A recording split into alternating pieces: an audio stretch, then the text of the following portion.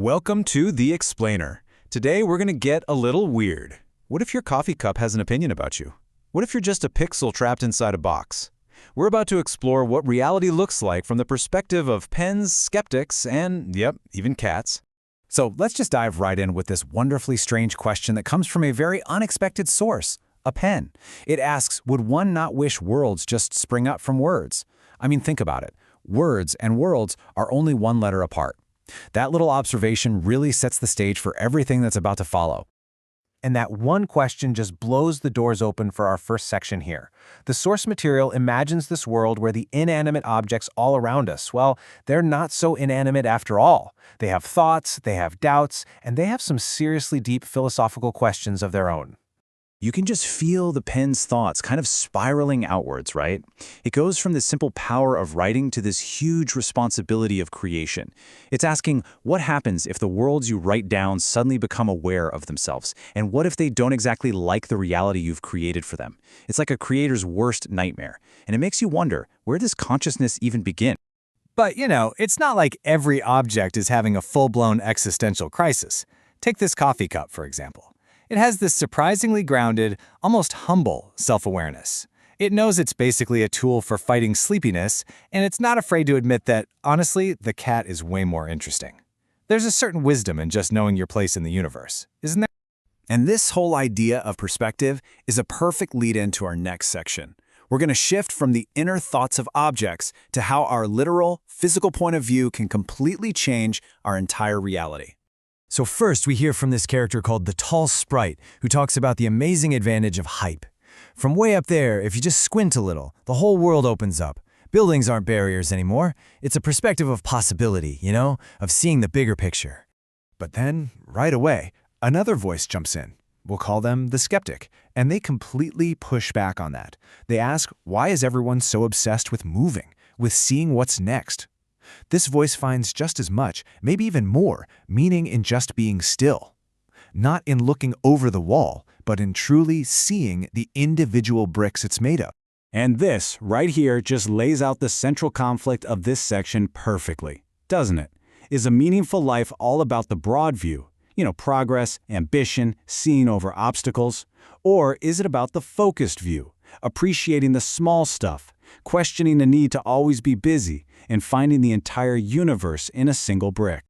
Okay, so we've been talking about these personal points of view, but now the whole thing just zooms way out and starts questioning the very fabric of reality itself. And yeah, things are about to get a little digital. A character they call the Ideas Guy comes in and just drops this absolute bombshell of a theory. He says, after doing some logical deduction, he thinks we might all just be pixels, just little bits of digital information trapped inside some kind of box, a simulation. And that's it.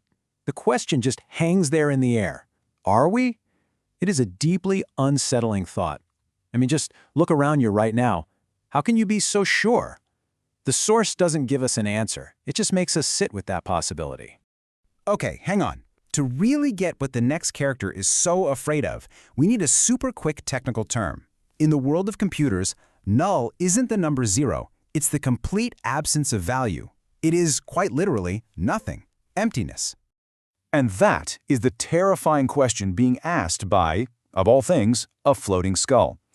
If you accept that you're a digital creation, just an animation made of ones and zeros, then what happens when you die?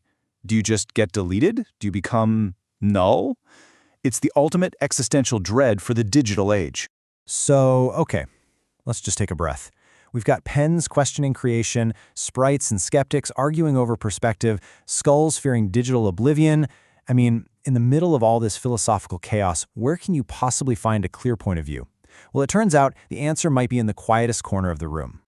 A child is the one who gives us the key. They let us in on a little secret. That cat you think is just a simple pet? Nope, it's not.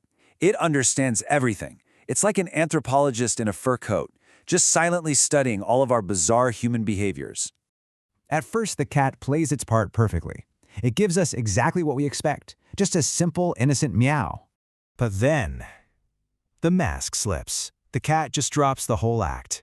And here's the kicker, the really crucial part. The cat's silence, it's a conscious strategy.